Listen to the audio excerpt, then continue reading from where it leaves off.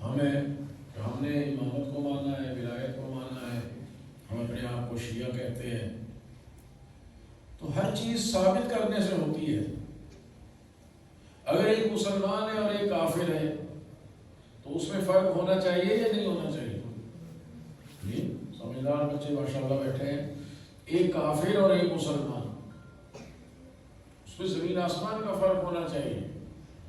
اسی طرح خود مسلمانوں میں وہ جو امامت کو ماننے والے ہیں اور وہ جو امامت کو نہیں ماننے والے ہیں، ان میں بھی زمین آسمان کا فرق ہونا چاہیے۔ یہ چھٹے امام کا ہی فرمان ہے کہ اس طرح رہو کہ جب لوگ تمہیں دیکھیں تو وہ ہماری تعریف کریں، ہمیں دیکھ کے لوگ ہمارے آئمہ کو پہچانیں گے، ان کی تعریف کریں گے۔ امام فرماتے ہیں کہ لوگ کہیں کہ خدا رحمت کرے امام جعفر صادق پر کہ جنہوں نے اپنے شیعوں کی اتنی اچھی تربیت کی ہے۔ ایسا نہ ہو کہ وہ ہمارے کیریکٹر کو، ہمارے کردار کو دیکھ کے کہیں کہ یہ شیعہ ایسے ہیں تو امام کیسے ہیں۔ اس زمانے میں، اس دور میں آئمہ کی معرفت کرانے کا ذریعہ ہم لوگ ہیں۔ وہ جو اہل بیت کو نہیں مانتے، انہوں نے آ کے اہل بیت کے تذکرے نہیں سننے، نہ انہوں نے کوئی ایسی کتابیں پڑھنی ہیں جن سے انہیں پتہ چلے کہ ہمارے آئمہ کی تربیت کیا تھی، ان کی تعلیمات کیا تھی۔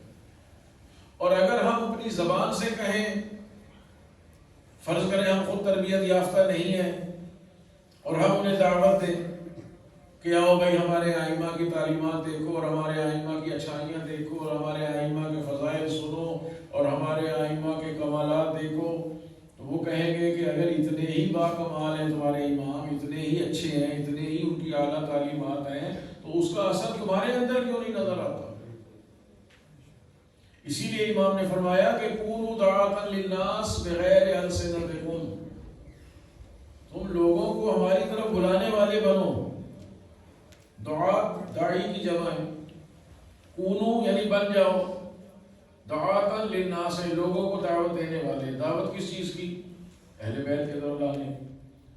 لیکن فرماتے بغیر السنتکم، یہ تو نے جو لوگوں کو بلانا ہے، ہماری طرف دعوت دینی ہے کہ آؤ آئمہ طاہرین کی امامت اور ولایت کو قبول کرو، یہ زبان سے نہیں۔ ایک سب سے بڑا کمال ہے کہ انسان کا اپنا عمل ہی دعوت خیر بن جائے۔ بغیر السنتکم، اپنی زبانوں کے ذریعے سے نہیں بلانا، زبانی باتیں نہیں کرنی ہے، زبانی دعوے نہیں کرنے ہیں، اپنے عمل کے ساتھ ثبوت اور اس کو ثابت کرنا، یعنی وہ ہمارے عمل کو دیکھ کر خود بخود مائل ہو جائیں اہل بیت علیہ الصلوۃ والسلام کی طرف، تو ہم اہل بیت کی نظر میں ایک کامیاب انسان ہیں۔ اور اس طرح کے بہت واقعات ہمارے بزرگوں کے، علماء کے، یعنی اصحاب ائمہ طاہرین کے نقل ہوئے ہیں کہ ان کے عمل کو دیکھ کر، ان کی پاکیزگی کو دیکھ کر، ان کی عبادتوں کو دیکھ کر، اور سب سے بڑی بات ہے ان کی حسن معاشرت، لوگوں کے ساتھ میل جول زندگی گزارنے کا طریقہ دیکھ کر لوگ جو ہیں وہ اپنے سابقہ مذہبوں کو چھوڑ کر اہل بیت کے مذہب کی طرف راغب ہوئے۔ یہ ہے کمال۔ اور اگر ہم نے ایسے ہی زندگی گزار دی کہ کوئی بہتری نہ آنے پائی، تو معاف کرنا پھر ہماری زندگی ناکام زندگی۔ امیر المومنین حضرت علی علیہ السلام کا ارشاد گرامی ہے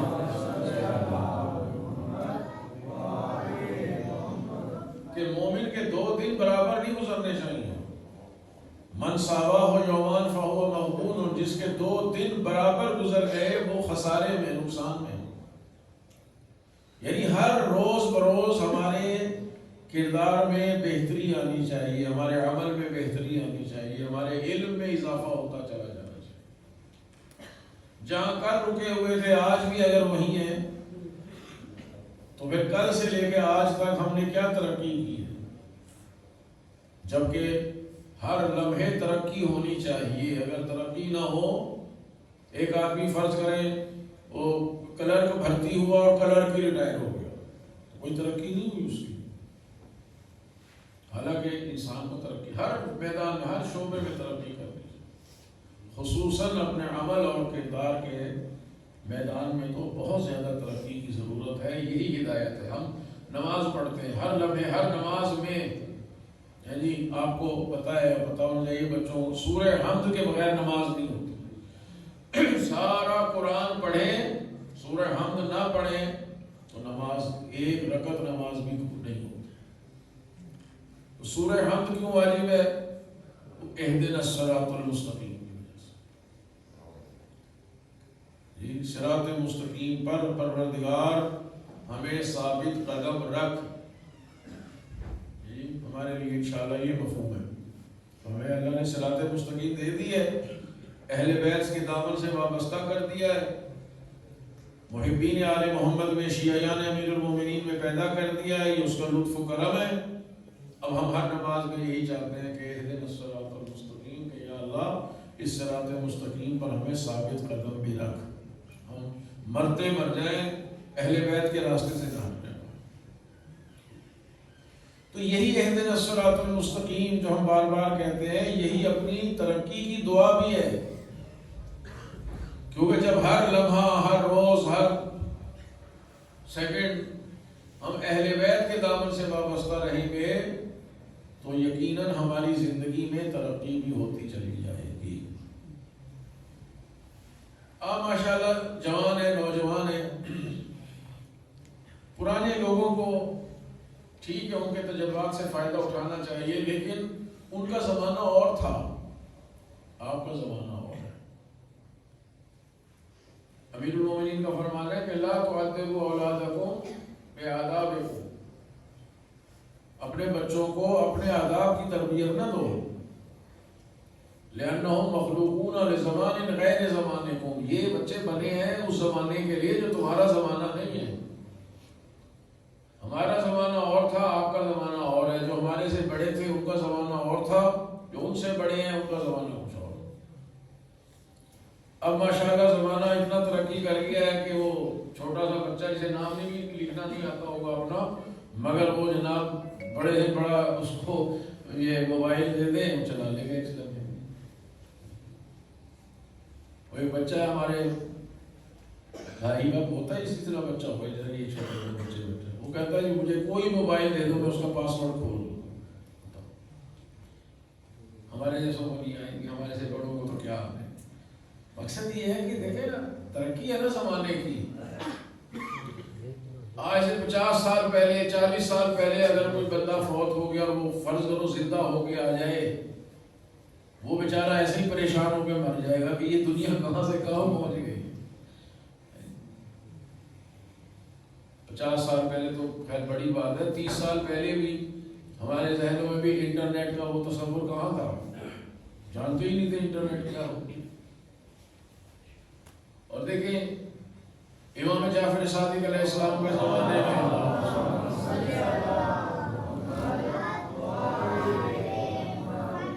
میری باتیں سمجھ میں آ رہی ہیں چھوٹے بچوں کو؟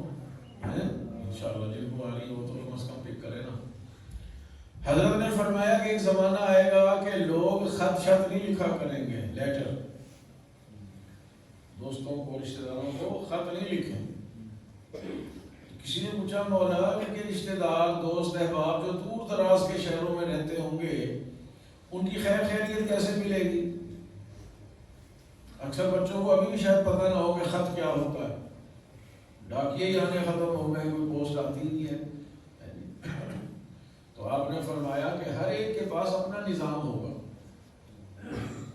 آج کل اس طرح میں مولانا نے کہا کہ کمیونیکیشن کا ہر بندے کا اپنا سسٹم ہوگا، اور مشرق میں بیٹھا ہوا مغرب میں بیٹھے ہوئے بندے کو دیکھے گا بھی، اس کو سنے گا بھی. تو یہ چیزیں تو ہماری زندگی میں ہی ثابت ہو گئی ہیں.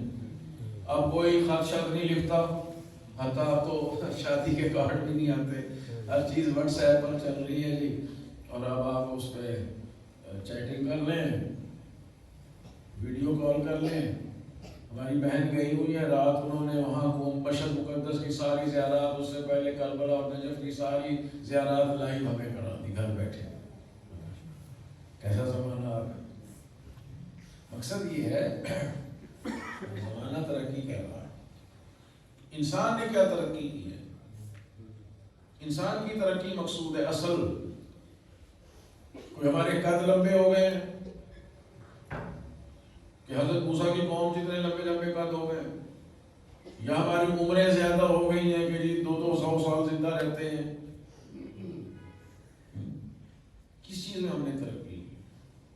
اگر یہ کہ جناب ہم نے کپڑوں میں ترقی کر لی، پہلے ہمارے بزرگ جو تھے وہ دھوتیاں باندھتے تھے اور جناب اس طرح کے لمبے لمبے قمیض پہنتے تھے، اب پینٹ شرٹ آ گئی ہے، یا بڑے ڈیزائن والے سوٹ آ گئے ہیں، بڑا جناب وہ کیا کہتے ہیں برانڈیڈ سوٹ آنے لگے ہیں، اور یہ ہو گیا. یہ کپڑوں نے ترقی کی ہے. اگر ہم کہیں گے ہم امریکہ کے جوتے اور چائنا کے جوتے پہنتے ہیں تو یہ جوتوں نے ترقی کی ہے. انسان کی ترقی کس چیز میں ہے؟ خاموشی سے بیٹھے بچے. انسان کی ترقی کس چیز میں ہے؟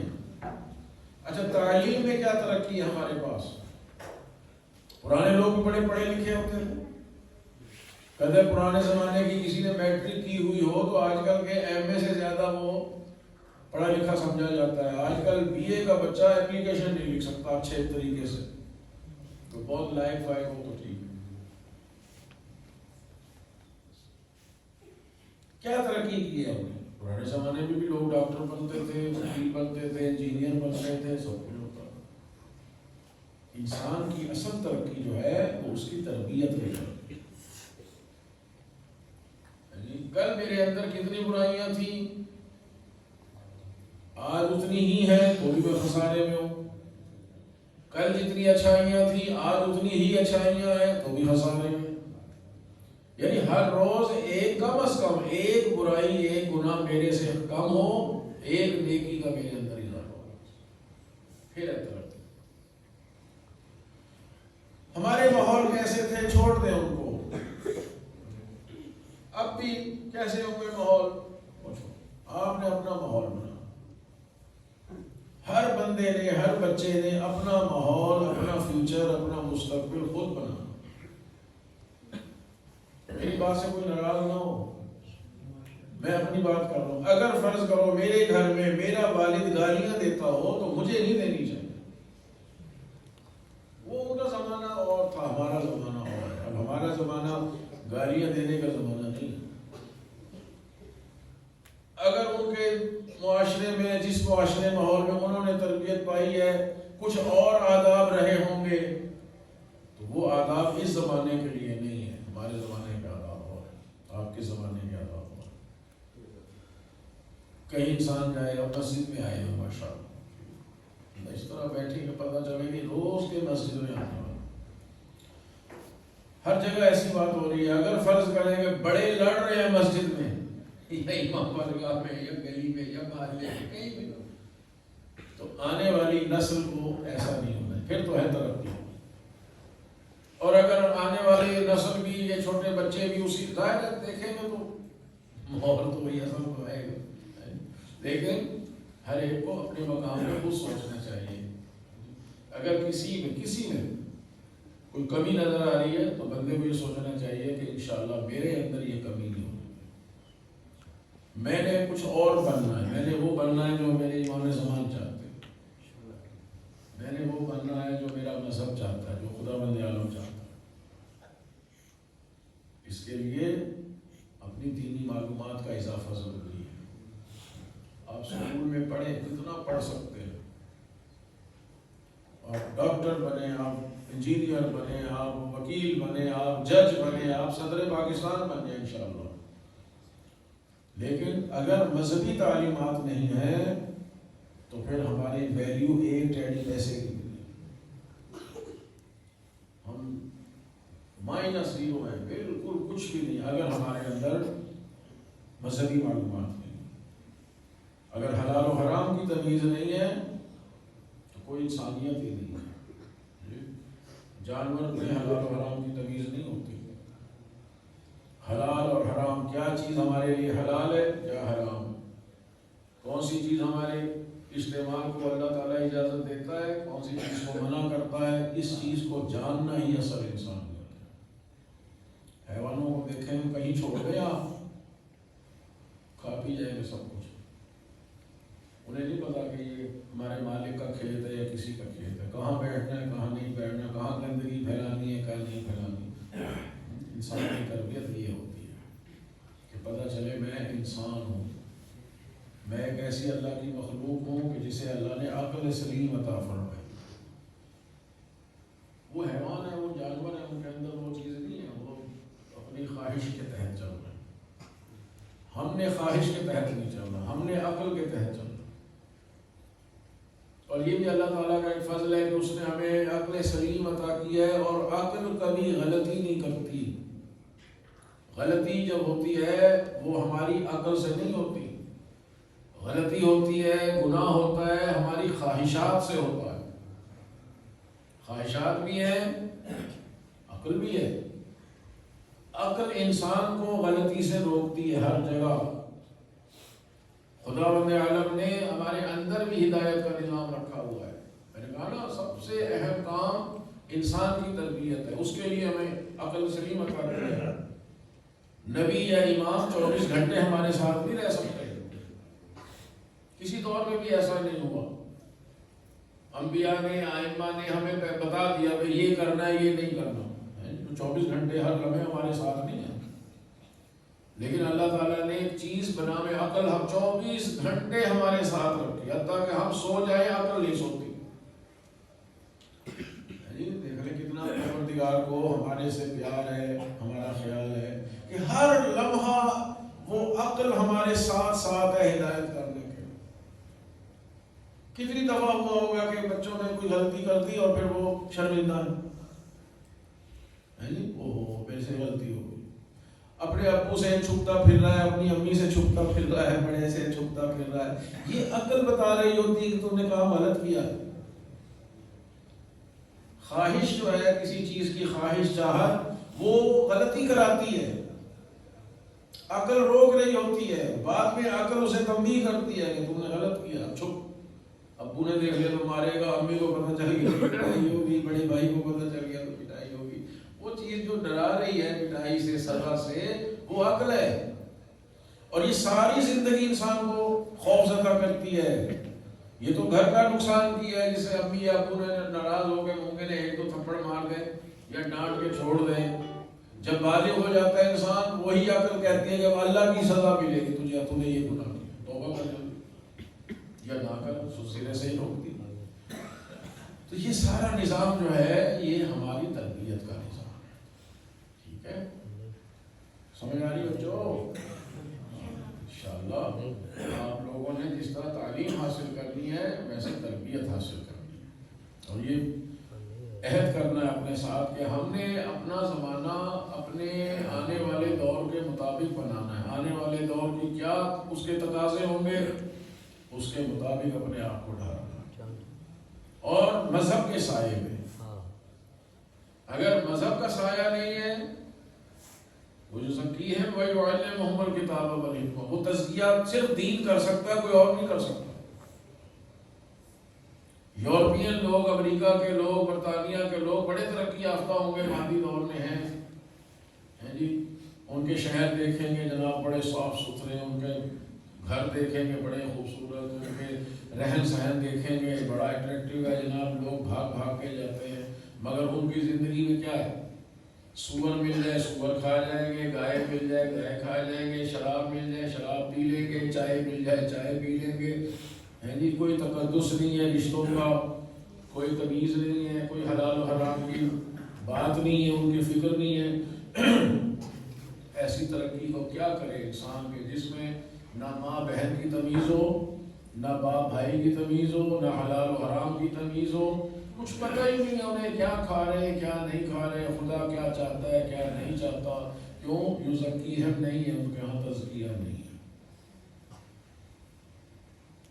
علم ہوگا یقیناً ہے، ان کے پاس ٹیکنالوجی ہے، سب کچھ ہے، مگر تزکیہ نہیں ہے۔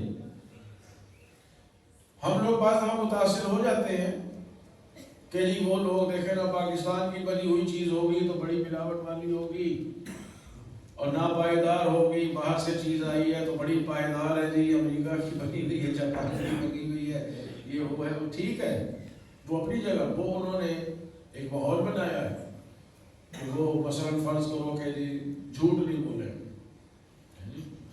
وہ فرض کرو ملاوٹ نہیں کریں، تو وہ ایک اچھی چیز ہے، لیکن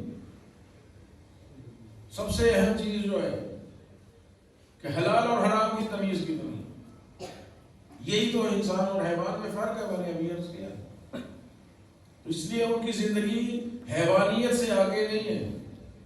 دیکھ لیں اب تو ضرورت ہی نہیں ہے ان میں تحقیق کرنے کی، لیکن ان کو پتہ ہے، وہ تو جانتے ہیں ان کی زندگی حیوانیت سے آگے نہیں۔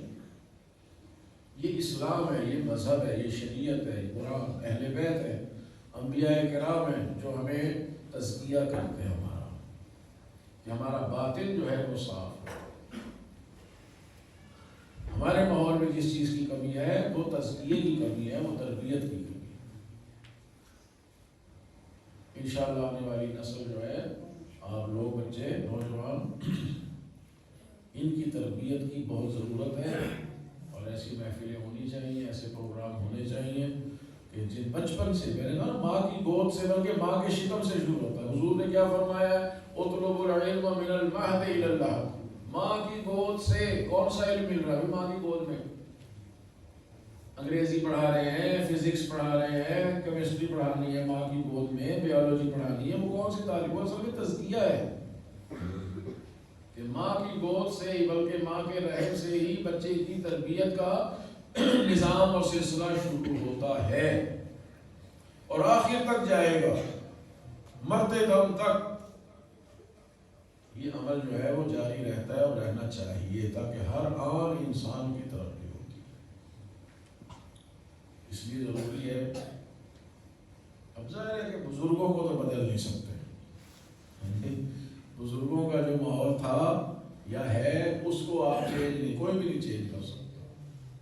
کسی کو 50 سال کی عادت پڑی، کسی کو 60 سال کی پڑی، کسی کو 70 سال کی ہے، اس کو نہیں بدل سکتے آپ، اور کوشش بھی نہ کریں، لیکن کم از کم ہر بندہ اپنی جگہ پر اپنے آپ کو صحیح طریقے سے، کہ جو ائمہ طاہرین علیہ السلام نے چاہا ہے، امیر المومنین نے چاہا ہے، اس کے مطابق اپنے آپ کو کم از کم، یقیناً بہت اچھے ہیں مگر اور اچھا بننا ہے، ہر لمحہ بہتری کی گنجائش رہتی ہے۔ کبھی تو حضور نے کہا ہے کہ قبر تک پڑھتے رہو، علم حاصل کرو، یعنی بہتری کی گنجائش ہے، معلومات پڑھانے کی گنجائش ہے، تزکیہ نفس کی گنجائش باقی رہتی ہے ہر لمحے، چونکہ کہیں بھی یہ خبیث شیطان جو ہے وہ انسان کو آ کے گمراہ کر سکتا۔ ممکن ہے نوجوان کہے جی میں بڑا پاک باز ہوں، میرے اوپر شیطان اثر نہیں کرتا، ممکن ہے جوانی میں بعض لوگوں پر شیطان نہیں اثر کرتا، بڑھاپے میں جا کے کرے، وہ قسم کھائی ہے اس نے، چھوڑتا نہیں۔ کسی کو جوانی میں نہیں چھوڑتا، وہ پھر بڑھاپے میں توبہ کرتے ہیں، کسی کی جوانی اچھی ہے پھر وہ بڑھاپے میں خراب ہو جاتے ہیں، چلتا ہے سلسلہ۔ لیکن وہی لوگ بچتے ہیں جو خلوص کے ساتھ ائمہ طاہرین علیہ السلام کی تعلیمات پر کاربند ہیں۔ الحمدللہ یہاں کا ماحول پھر بھی کم از کم یہی ہے کہ اکثریت جو ہے مومنین کرام کی، ایسے موقع یہاں ہو سکتے ہیں، بنائے جا سکتے ہیں، زیادہ سے زیادہ اس پہ کام ہو سکتا ہے۔ ہر شرط یہی ہے کہ ہر بندہ پہلے خود عزم کرے، ارادہ کرے کہ میں نے جو وقت گزرنا تھا گزر گیا، وہ تو واپس نہیں آ سکتا، لیکن آج کے بعد انشاءاللہ میں نے کوشش کرنی ہے کہ اپنے آپ کو ویسا بنانا چاہوں جیسے میرے امام چاہتے ہیں۔ جو ماشاءاللہ سمجھدار ہیں ان کے لیے ہے کہ آپ امام زین العابدین علیہ السلام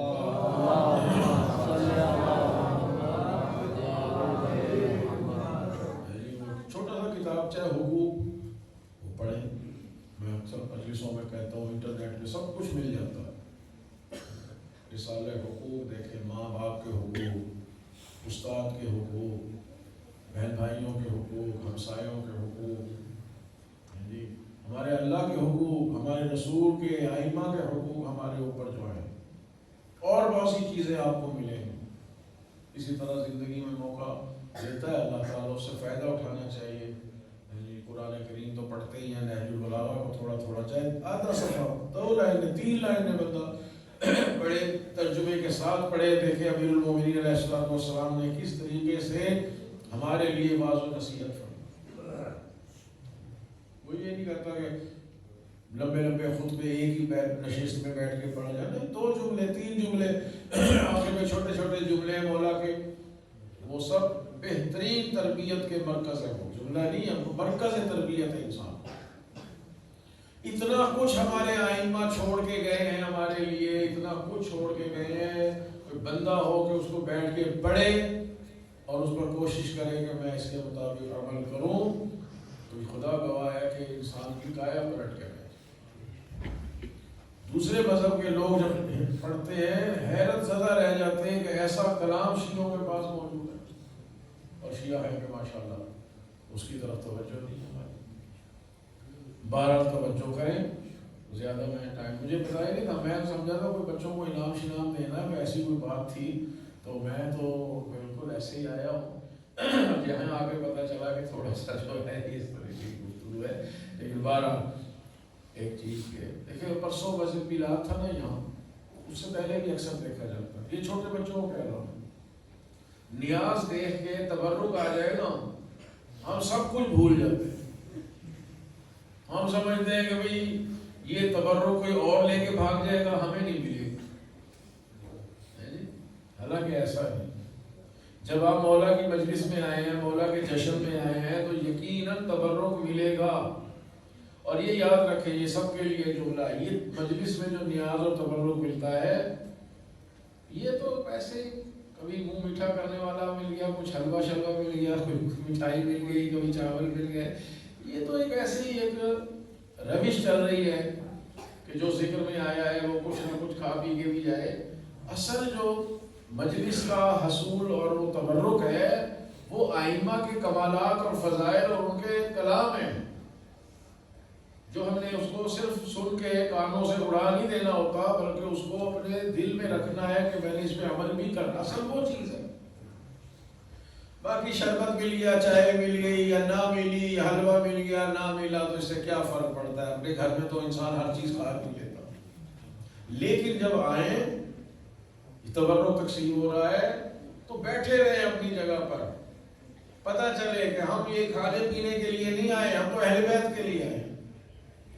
ہوتا مشکل یہ ہے کہ بچوں سے زیادہ بڑے بے چین ہو جاتے ہیں، اور بچے تو پھر بچے، اور تقسیم کرنے والوں کو بھی مجھے نہیں پتا کون تقسیم کرتا، چاہیے یہ کہ پہلے بچوں کو دیں، بڑے کو اگر نہ بھی ملا تو کیا، الٹا بڑے زیادہ لڑتے ہیں بچوں کی نسبت کہ ہمیں نہیں ملا یا ہمیں کم ملا ہے۔ یہ چیزیں جو ہیں، یہ چیزیں بتاتی ہیں کہ تربیت میں ابھی اور بہتری کی گنجائش ہے، ٹھیک ہے؟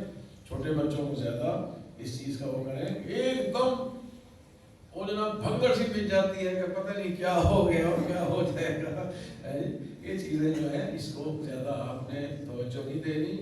جب مجلس میں آئے، مسجد کا ایک احترام ہے، مسجد میں اونچی آواز سے بولنا منع ہے، یعنی بعض بزرگان جو ہیں وہ اب بھی مسجد میں مجلس نہیں ہونے دیتے، منع کرتے ہیں، کیوں؟ نعرے لگیں گے، بعض دفعہ کوئی قصیدہ پڑھتا ہے، کوئی نعت پڑھتا ہے، آواز اونچی ہو جاتی ہے۔ مسجد میں احترام اتنا ہے کہ کوئی شخص بلند آواز سے نہ بولے۔ امام جماعت کے لیے بھی حکم یہ ہے کہ جب وہ نماز پڑھانے کے لیے اونچی آواز سے نماز پڑھائے تو اتنی اونچی آواز نہ ہو کہ لوگ کہیں کہ یہ تو اونچی آواز سے نماز پڑھا رہا، مناسب آواز کے لیے پہلی صف تک مثلا آواز پہنچ جائے، بس وہ کافی ہے، ضروری نہیں کہ وہ آخری بندے تک آواز کو پہنچائے۔ مسجد کا بہت احترام، بہت زیادہ احترام۔ کوشش کریں بچے میرے کہ جب بھی مسجد میں نماز کے لیے آئیں، چاہے مجلس کے لیے آئیں، چاہے جیسے بھی آئیں، باوضو آئیں۔ ہر وقت انسان کوشش کرے وضو سے رہے، پھر آپ اپنے اندر دیکھیں گے کیا تبدیلی محسوس کرتے ہیں۔ اگر ابھی سے یہ چھوٹے بچے عادت ڈالیں، چاہے واجب نہیں ہے ان پر وضو کرنا، لیکن اگر ابھی سے عادت ڈال لیں نا، جن کو عادت نہیں ہے نا، وہ 60 سال کے بھی ہیں، 50 سال کے بھی ہیں، وہ سردی بہت زیادہ ہے، پانی ٹھنڈا کون وضو کرے، لیکن جس کو عادت پڑی ہوئی ہے، وہ چاہے برف بھی پڑ رہی ہو، اس نے پھر بھی وضو کر کے اپنے گھر سے نکلنا، مسجد تک آئیں، باوضو ہو کے آئیں، جتنے قدم چل کے آئیں گے ہر قدم پر عبادت کا ثواب لکھا ہے۔ کہا گیا وضو نور، وضو نور ہے. نور، نور کیا کام کرتا ہے؟ یہ بلب جل رہا ہے، یہ بھی ایک نور ہے جی، اس نے ماحول کو روشن کیا ہوا. وضو نور ہے، وہ دل کو روشن کرتے. کوئی مشکل نہیں ہے. ابھی چلو ٹھیک ہے، سردی کا موسم ہے، تھوڑی بہت مشکل ہوتی ہے، لیکن گرمی آئے گی، بندہ سو کے اٹھا ہے وضو کر لے، باتھ روم سے آیا وضو کر لے، کہیں جانے لگا وضو کر لے. ثواب قربتاً الی اللہ کی نیت کریں، دیکھیں میں کتنا ثواب نام اعمال میں الگ لکھا جائے گا. دل کے اندر جو ہے وہ ایک نور اور جو ہے نا پاکیزگی پیدا ہوگی. اور جب انسان باوضو رہتا ہے نا، پھر وہ بہت سی چیزوں سے اپنے آپ کو بچاتا ہے کہ یار میں باوضو جھوٹ بولوں، میں باوضو میں فلاں چیز کروں، میں باوضو. یہ ساری چیزیں ہماری تزکیہ نفس کے لیے ضروری ہے. باوضو رہنے کی ابھی سے عادت ڈالیں، انشاءاللہ ہر وقت آپ کو یہ فکر رہے گی کہ میرا وضو ہے، میں نے اس وضو کو برقرار رکھا. اس طرح مجلس میں گئے، کہیں جائیں، سکول جا رہے ہیں، کالج جا رہے ہیں، دکان پہ جا رہے ہیں، کاروبار پہ جا رہے ہیں، تو یہ تھوڑا ہے کہ وضو صرف نماز کے لیے ہے. صرف نماز کے لیے تو اللہ نے پابندی لگا دی ہے کہ اس کے بغیر تو نماز ہوتی نہیں. لیکن اس کے علاوہ وضو اتنا ثواب رکھتی ہے، اتنا ثواب رکھتی ہے. اب دیکھیں آپ وضو کریں نا، اس کی کچھ دعائیں بھی ہیں. چہرے میں پانی ڈالیں تو یہ دعا، بازو دھوئیں تو یہ دعا. اب نہیں یاد رہتی، آپ جب وضو کریں سورہ انا انزلنا پڑھ لیں. معصوم فرماتے ہیں کہ سورہ انا انزلنا کے ساتھ اگر آپ نے وضو کیا ہے تو ہر قطرے پر اللہ تعالیٰ ایک فرشتہ خلق کرتا ہے جو آپ کے لیے توبہ اور استغفار کرے. ٹھیک ہے. اسی طرح وضو کے ساتھ بندہ اپنی زبان کو صحیح استعمال کرتا ہے. میں کسی کو گالی دوں نہ، میں تو وضو کے ساتھ، میں جھوٹ بولوں میری تو وضو ہے، میں غیبت کروں میری تو وضو ہے. اسی طرح آپ اندازہ لگاتے جائیں کتنی برائیوں سے ہم بچ سکتے ہیں. مسجد کے آداب ہے، اس کا خیال رکھنا ہے. مسجد میں آ کے شرارت نہیں کرنی، دوڑ بھاگ نہیں کرنی، ایک دوسرے کے پیچھے نہیں بھاگنا. تبرک کیا میں کہہ رہا ہوں، یہاں لڈوؤں کی جگہ سونے تقسیم ہو رہے ہوں، یعنی سونے کی ڈلیاں تقسیم ہو رہی ہوں. آپ نے بے چینی نہیں دکھانی. ہم صابر اماموں کے ماننے والے ہیں، تھوڑا سا صبر کریں گے تو وہ ہر چیز انسان کو ملے گی. اور آپ نے اس نیت سے آنا بھی نہیں ہے بھائی کہ مسجد جاتے ہیں وہاں آج لڈو ملیں گے، آج مسجد جاتے ہیں وہاں بلا ہوگا. ہر چیز اپنے گھر میں انسان کو مل جائے. آپ نے جانا ہے وہاں مولا کا ذکر ہوگا، وہاں اللہ کی باتیں ہوگی، وہاں یہ ہوگا، ہم اچھی باتیں سیکھ کے آئیں گے. نیت جو ہے وہ رکھنی ہے قربتاً الی اللہ. ہر کام کے لیے، ہر کام کے لیے نیت کیا ہے؟ قربتاً الی اللہ. جو میں یہ کام اللہ تعالیٰ کی رضا اور رحمت کے لیے کروں. ٹھیک ہے. اگر آپ خالی منہ بھی دھو رہے ہیں نا، وضو نہیں کر رہا، فرض کرو کوئی بندہ جیسے صبح اٹھ کے منہ دھوتے ہیں، فرض کرو، اور پھر تو بہتر ہے کہ وضو ہی کر لے بندہ. اگر فرض کرو نہیں بھی کر رہا، صرف منہ دھو رہا ہے، کہتے قربتاً الی اللہ، اللہ تعالیٰ اس پر بھی اجر اور ثواب دے دیتا، وہ بھی آپ کے لیے نور بن جائے گا انشاءاللہ. یہ چھوٹی چھوٹی باتیں ہیں جو انسان اس کو گھر سے نکلے ہیں تو بجائے یہ کہ گلی میں جا رہے ہیں اور فور بکتے جائے، بندہ اہل بیت پر صلوات پڑھتا ہوا چلا.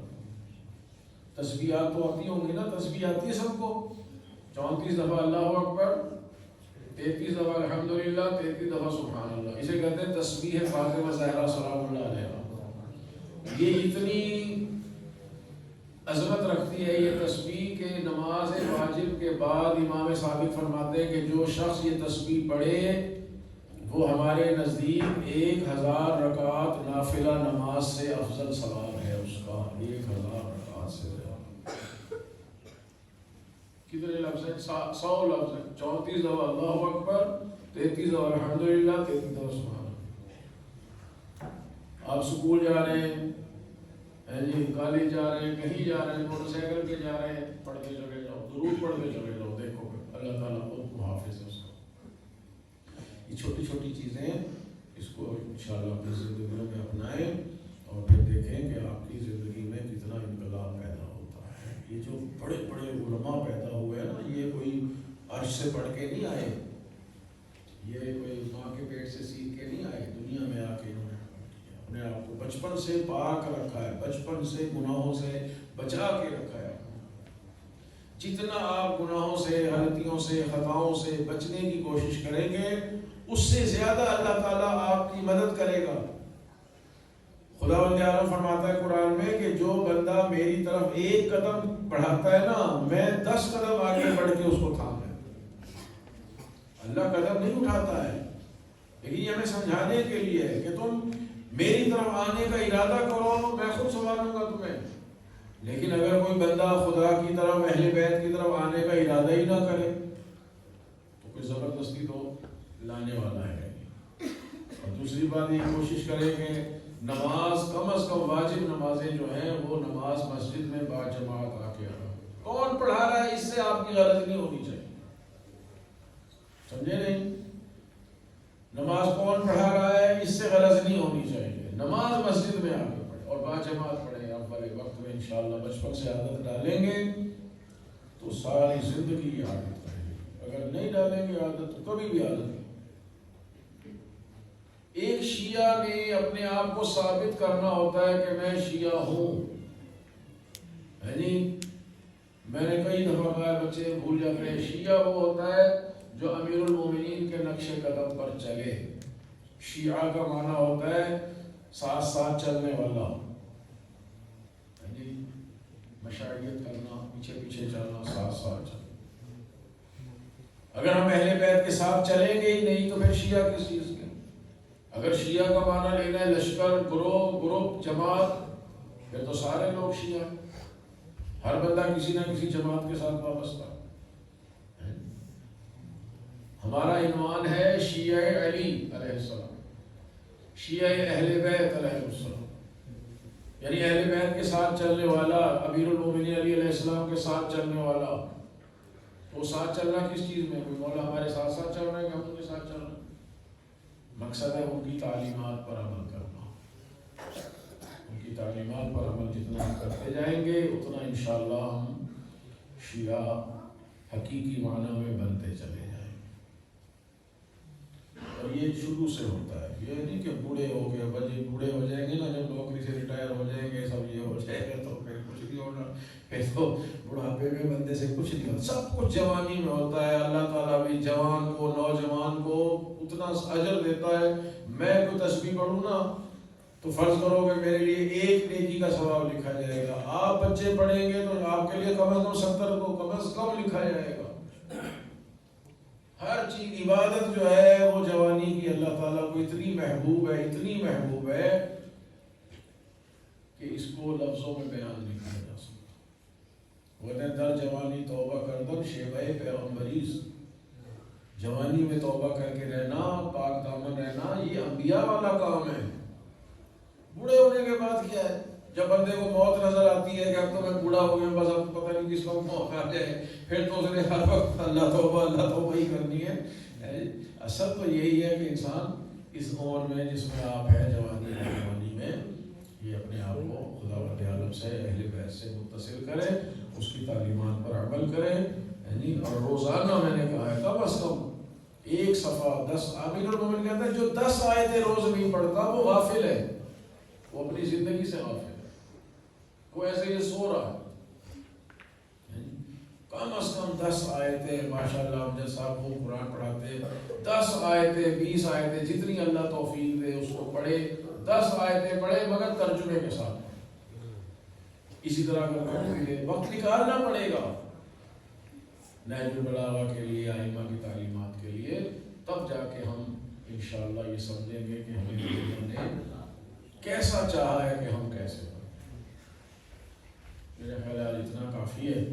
اگر کسی کے کوئی سوال ہو ذہن میں تو 5-7 منٹ ہے، سوال کرنے کی عادت بھی ڈال دیں۔ سوال کریں گے تو علم آگے بڑھے گا۔ حضور نے کہا ہے العلم علیہ کفر مفتاح السؤال، علم پر تالا لگا ہوا ہے اور اس کی چابی ہے سوال کرنا۔ نہیں ہے کوئی سوال؟ اللہم صلی علی محمد وعلی محمد، اللہم صلی علی محمد وعلی محمد، اللہم صلی علی محمد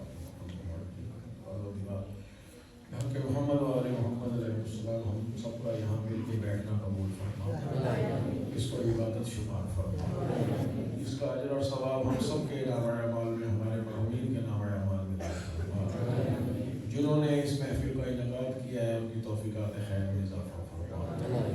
پروردگار ہمارے گزشتہ گناہوں کو معاف فرما اور ہمیں آئندہ گناہوں سے بچنے کی توفیق عنایت فرما، ہمارے مرحومین کی مغفرت فرما۔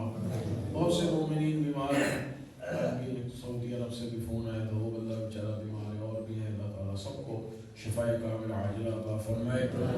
اس کورونا سے، اس وبا سے اور دیگر بلیات عرضی و سماعی سے تمام انسانوں کو محفوظ فرما، ہمیں صحیح معنی میں شیعہ آل محمد بننے کی توفیق عنایت فرما، ہمارے آقا و مولا امام زمان علیہ السلام کے ظہور میں تعجیل فرما، انہیں ہم سب سے راضی فرما، ہم سب کو